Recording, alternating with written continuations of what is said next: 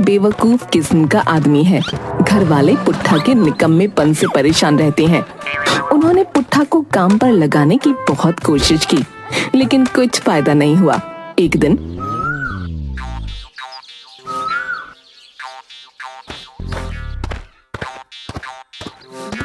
माँ, मैं सोच रहा हूँ मैं हकीम बन जाता हूँ। अरे नालायक, अब ये क्या नया फितूर चढ़ गया तेरे सर पर कि काम तेरे बस का नहीं है। माँ, ऐसे क्यों बोल रही हो तुम? अरे बेटा, ये काम तेरे बस का नहीं है तो किसी और काम में लग जा। माँ, तुम्हारा ख्याल गलत है।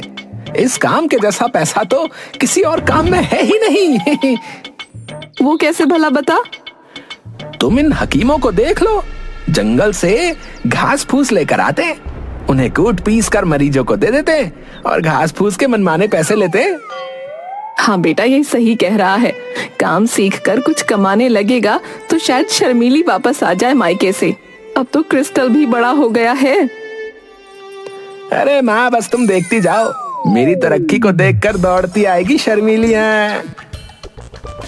और हाँ, इस काम में एक भी पैसा लगाने की जरूरत नहीं है। अब अपने गांव के हकीम जी को देख लो, जब वो इस गांव में आए थे तो उनके पास कुछ भी नहीं था, और आज देख लो कितना पैसा है। बेटा, इसके लिए तो तुझे थोड़ी जानकारी भी चाहिए होगी। कैसी जानकारी माँ? अरे यही कि कौन से रोग में कौन सी दवा देनी है और कितनी देनी है। अरे इसमें कौन सी बड़ी बात है माँ, है? मैं हकीम जी के पास 2-4 दिन जाकर सब सीख लूंगा। हाँ ठीक है, तो तू एक काम कर, हकीम जी के पास जा और काम सीख ले। मन लगाकर काम करना। ठीक है माँ, मैं अभी हकीम जी के पास चला जाता हूँ। अच्छा, और आज से ही काम सीखना शुरू कर देता हूँ। है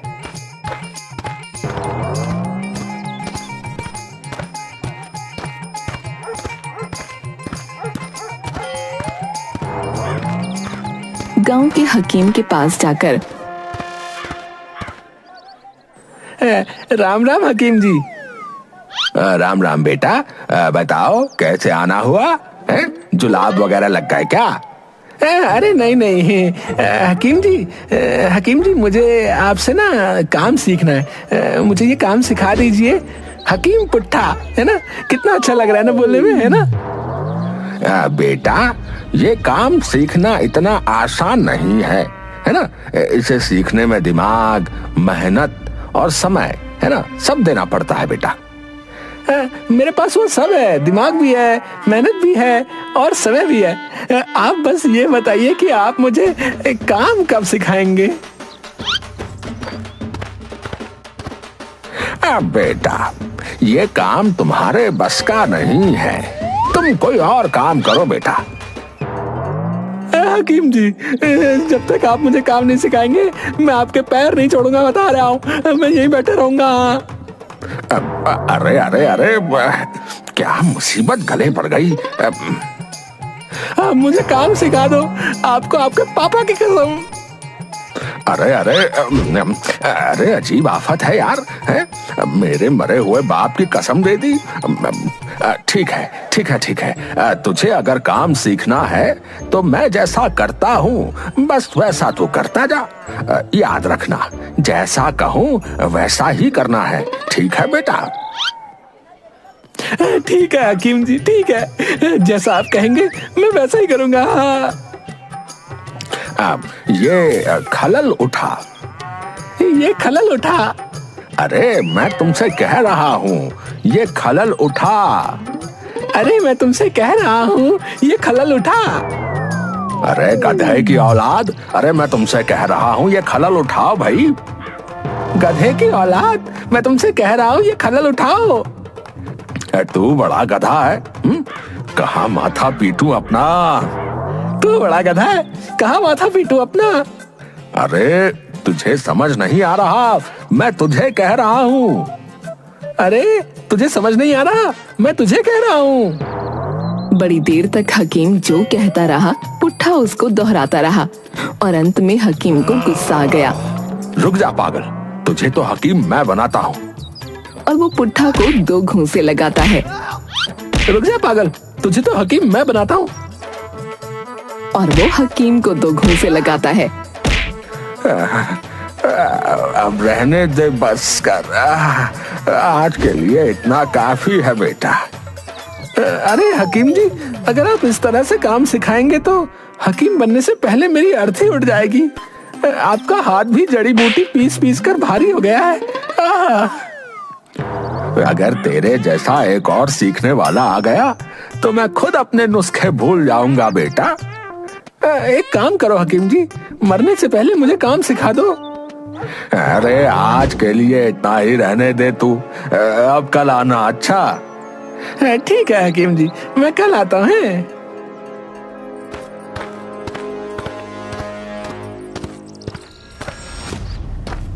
पुट्ठा अपनी कमर पकड़े कराहता हुआ घर पहुंचा और चारपाई पर जाकर लेट गया।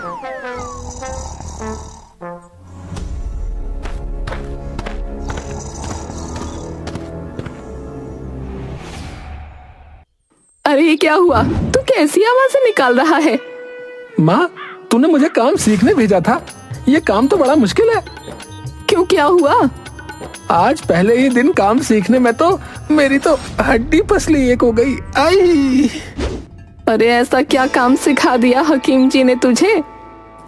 माँ, पहले मेरे दर्द का इंतजाम कर दे कुछ, उसके बाद बताता हूँ तुझे।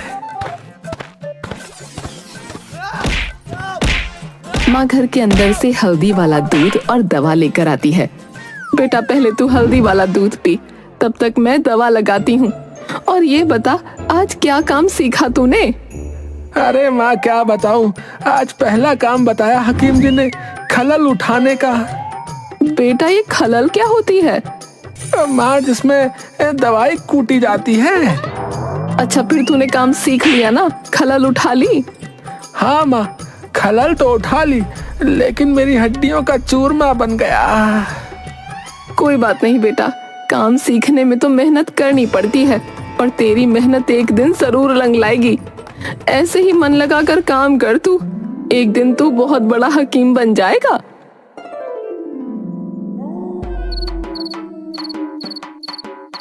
पुट्ठा को रात भर शरीर में दर्द रहा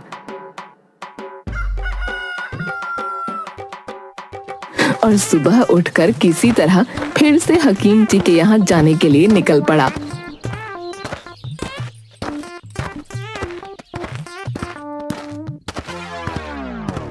रास्ते में पुट्ठा खुद से बड़बड़ करते जा रहा था। न जाने आज हकीम का बच्चा क्या काम सिखाएगा। कल तो खलल उठाना ही सिखाया और मेरी हालत खराब कर दी उसने। लेकिन क्या कर सकते हैं, काम सीखना भी तो जरूरी है और मजबूरी भी है। कोई बात नहीं, चलता हूँ।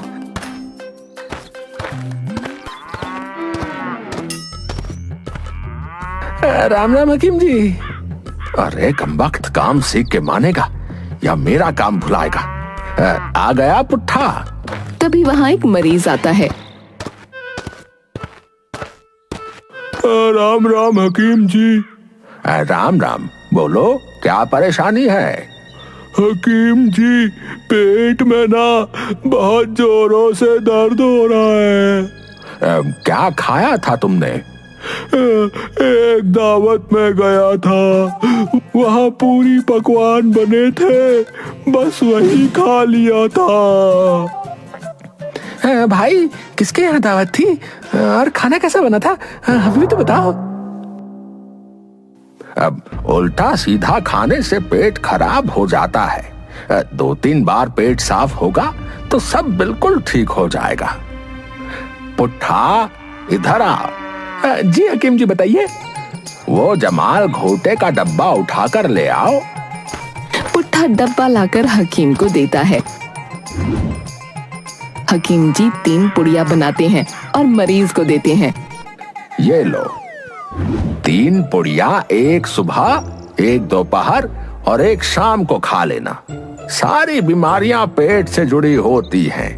अगर पेट साफ है तो सारी बीमारियां खत्म समझो, कोई बीमारी नहीं हो सकती। हकीम जी ने ये जमाल घोटा इस मरीज का पेट साफ करने के लिए दिया है। इसका मतलब अगर जमाल घोटा खा लिया तो पेट साफ हो जाएगा, और अगर पेट साफ हो गया तो सारी बीमारियां वैसे ही खत्म हो जाएंगी। बस इतनी सी बात है। अब मैं समझ गया हकीम जी क्या करते हैं। मेरे हाथ असली नुस्खा लग गया है। बस अब मुझे यहाँ से निकलना होगा। हकीम जी, मुझे ना एक जरूरी काम याद आ गया, मैं जा रहा हूँ। अरे क्यों भाई, काम नहीं सीखना?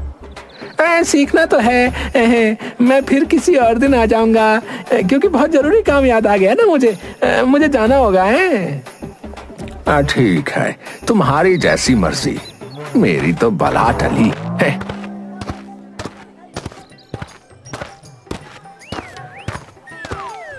अच्छा हुआ जो मैं भाग आया, वरना अगर आज रुकता तो ये हकीम तो मेरी जान ही ले लेता। हकीम का नुस्खा तो मेरे हाथ लग गया है, कल से ही काम शुरू कर देता हूँ। फालतू में सब मुझे बेवकूफ, भुलक्कड़, पता नहीं क्या क्या बुलाते हैं। है कोई मेरे दिमाग का जवाब? अब कुछ ही दिनों में हकीम पुट्ठा, मजा आ गया। पुट्ठा अपने घर जाता है और दूसरे दिन घर के बाहर हकीम की दुकान लिखकर एक बोर्ड लगा देता है। गांव का सुखिया अपने पिता को लेकर आता है। हकीम जी, मेरे पिताजी को देख लीजिए, इन्हें क्या हो गया है। अच्छा किया जो तुम इन्हें मेरे पास ले आए हो। अब ले ही आए हो तो इलाज भी तसल्ली से करूंगा। हकीम जी, आप ही का सहारा है। वैसे इन्हें तकलीफ क्या हो रही है? सुबह से दस्त हो रहे हैं इन्हें। अच्छा, सुबह क्या खाया था इन्होंने? कुछ नहीं, चावल गन्ने का रस डाल कर खाया था। मैं समझ गया, गलत खाने से इनका पेट खराब हो गया है। मैं अभी इनकी दवा दे देता हूँ। जब तक 2-4 बार खुलकर खेत में नहीं जाएंगे ना, तब तक पेट की गड़बड़ी बाहर नहीं आएगी। मैं अभी दवा दे देता हूँ। ये लो 3 पुड़िया दवाई, एक सुबह को, एक दोपहर को और एक शाम को खिला देना है, पानी के साथ। ऊपर वाले ने चाहा तो तुम्हारा कलह कट जाएगा है। क्या मतलब है आपका? अरे मेरा मतलब है कि तुम्हारे पिताजी की तकलीफ खत्म हो जाएगी। हकीम जी, कितने पैसे हुए आपके? ज्यादा नहीं, 20 रुपए। मैं कोई उस हकीम की तरह थोड़ी हूँ जो मनमाने पैसे लूंगा भाई। एक नंबर का ठग है वो, मेरी दवा पक्का इलाज करेगी। हकीम जी, मेरे पिताजी ठीक तो हो जाएंगे ना? हाँ हाँ, बिल्कुल ठीक हो जाएंगे। तुम आराम से इन्हें घर ले जाओ और समय पर दवा दे देना है। सुखिया अपने पिता को लेकर घर जाता है और चारपाई पर लिटा देता है। पिताजी, ये दवा ले लीजिए। हकीम जी कह रहे थे कि दवा खाते ही आपको आराम मिल जाएगा। दवा खाते ही 2 मिनट बाद, अब बेटा सुखिया, अब मुझे खेतों में जाना है। पेट में गुड़गुड़ाहट हो रही है। पिताजी, ये तो हकीम जी भी कह रहे थे कि 2-4 बार खुलकर खेतों में जाएंगे तो आराम मिल जाएगा। अबे बकवास मत कर, जल्दी ले चल। हाँ हाँ, ले चलता हूँ। सुखिया अपने पिता को खेतों में ले जाता है और बिठा देता है। थोड़ी देर बाद कुछ हल्का महसूस हुआ पिताजी। अरे नाला सा बह रहा है। आप चिंता मत करिए पिताजी, आपका पेट खुलकर साफ हो रहा है। थोड़ी देर बाद, हो गया पिताजी, चलें अब घर। अरे बेटा, तू आकर मुझे उठा। मुझसे तो उठा भी नहीं जा रहा, मेरे पैरों में ताकत नहीं लग रही। और 2 कदम चलने के बाद, अरे सुखिया, मुझे फिर से जाना पड़ेगा।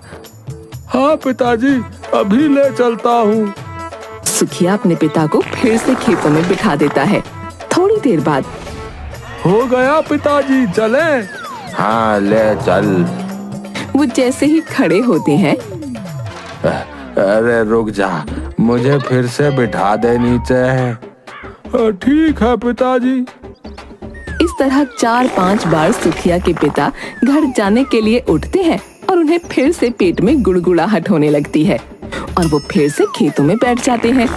कुछ देर के बाद सुखिया पिताजी को आवाज देता है, लेकिन कोई आवाज नहीं आती। पिताजी, पिताजी। फिर भी कोई आवाज नहीं आती। सुखिया जाकर देखता है। पिताजी, आपको ये क्या हो गया? आप यहाँ खेतों में क्यों लेट गए? लगता है पिताजी बेहोश हो गए हैं। वो किसी तरह अपने पिता को कंधों पर उठाकर घर ले जाता है और सीधा पुट्ठा के पास जाता है। हकीम जी। हाँ हाँ बताओ, कैसी तबीयत है तुम्हारे पिताजी की? वो तो कुछ बोल ही नहीं रहे हैं। आप जल्दी मेरे साथ मेरे घर चलिए। अच्छा, मैं अभी चलता हूँ। सुखिया के घर जाकर कितनी पुड़िया दी तुमने दवा की? हकीम जी, एक ही पुड़िया दी है अभी तो। दवा बहुत कारगर है मेरी। वैसे दवा खाने के बाद कितनी बार खेतों में गए थे तुम्हारे पिताजी? जी 5 बार गए थे। 5 बार? मेरे हिसाब से तो 6 बार जाना चाहिए था। हकीम जी, अपना हिसाब बाद में करना, पहले ये देखो कि मेरे पिताजी उठ क्यों नहीं रहे हैं। पहले मैं अपना हिसाब देखूंगा, तभी तो इलाज करूंगा। पिताजी कुछ तो बोलिए, आप जवाब क्यों नहीं दे रहे हैं? तभी वहां पर सुखिया के चाचा आते हैं।